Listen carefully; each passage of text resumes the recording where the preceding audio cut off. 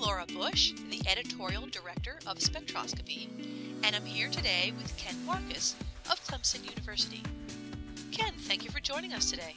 Oh, no problem. It's a real pleasure. You have commented that atomic spectrometry is the least evolved analytical chemistry field with regard to miniaturization. Why is that?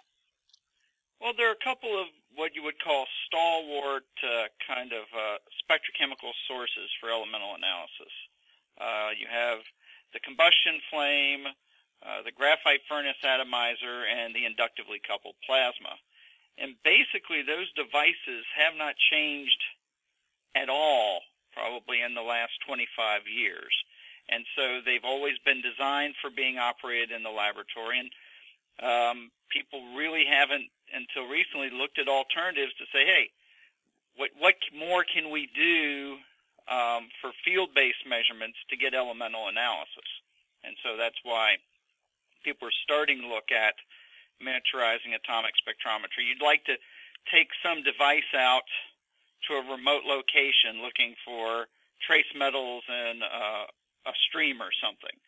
And so it's just as you see in other fields, taking the lab to the sample rather than collecting the sample and bringing it back to the lab. So was that desire for a field-friendly instrument what prompted you to develop a new atmospheric pressure GlowDischarge source? Actually, the rationale for doing this was really a challenge. I grew up, scientifically, using low-pressure, reduced-pressure atmosphere plasmas, GlowDischarges. The most common would be hollow cathode lamps. And those devices differ from, say, an atmospheric pressure arc based on their current and voltage characteristics. And so you would always define a GlowDischarge as operating in some sort of parameters. And I was asked to review a manuscript for a journal that talked about a GlowDischarge operating at atmospheric pressure and using a liquid as one of the electrodes. And I just basically said, there is no way in the world this operates. And basically I sent my grad student at the time, Clay Davis, to the lab and say, go make this happen. And it worked. And so basically we said, okay, well, this is pretty interesting. How do we make this thing practical? And so we started doing that, and that was around 2000, 2001. And how is your source different from what is already on the market?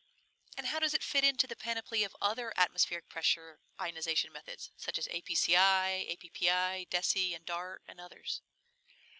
Well, actually, the first things we did were to look at photons coming out of the source as an atomic emission device, and so it worked, and we got a number of publications out of it, but there wasn't a lot of commercial traction.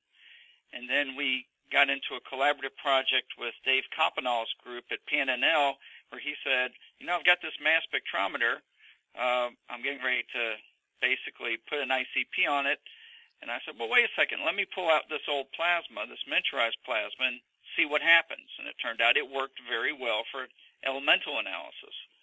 And then we eventually got a mass spectrometer in my laboratory that samples atmospheric pressure sources. So we're putting the ions from the microplasma and doing elemental analysis, and then all of a sudden it sort of just came to us, wait a second, this basically looks like a hybrid between the DESI and the DART.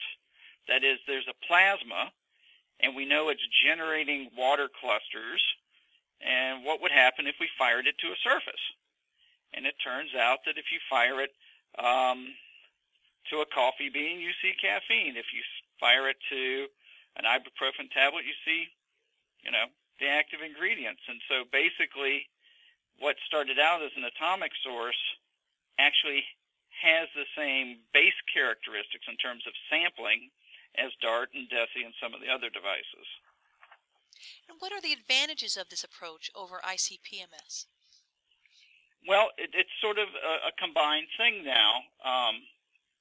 Versus the DART and DESI, now you have sort of a multitasker. So it's one ion source that can operate for organic mass spec, but also operates for elemental mass spec. So versus an ICP, it's an elemental source that can also do molecular species. But just in reference to the ICP itself, the things you're looking for would be smaller size, lower power consumption, lower gas consumption. All of those things operate with the liquid sampling atmospheric pressure glow discharge when you're doing elemental analysis. So portability and cost effectiveness would be why you would want to do this. The question still remains whether the sensitivity that you might gain or lose would be a reasonable trade-off. What challenges did you have to overcome to make the instrument work the way you wanted it to? Well, I guess the biggest challenge was first getting a mass spectrometer. Again, one that samples atmospheric pressure. We had lots of mass spectrometers in my laboratory that operate at reduced pressure, and so being able to work with Dave's group helped.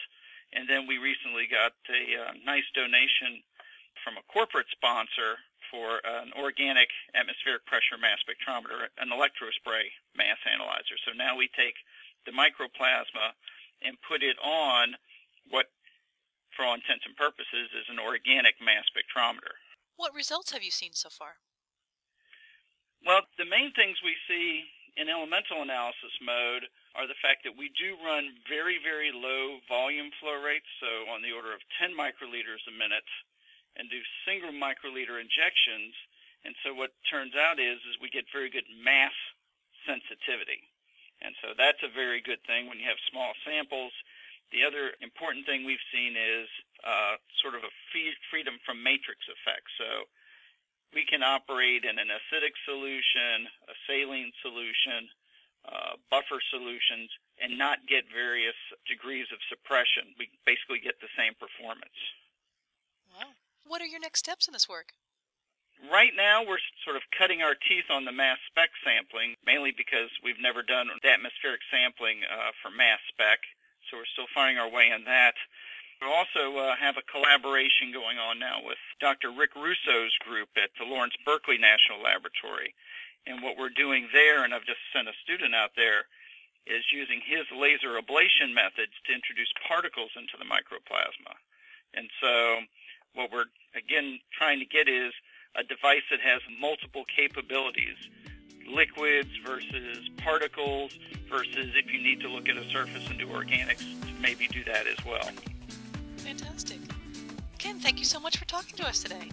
Well, thank you very much. I appreciate the opportunity.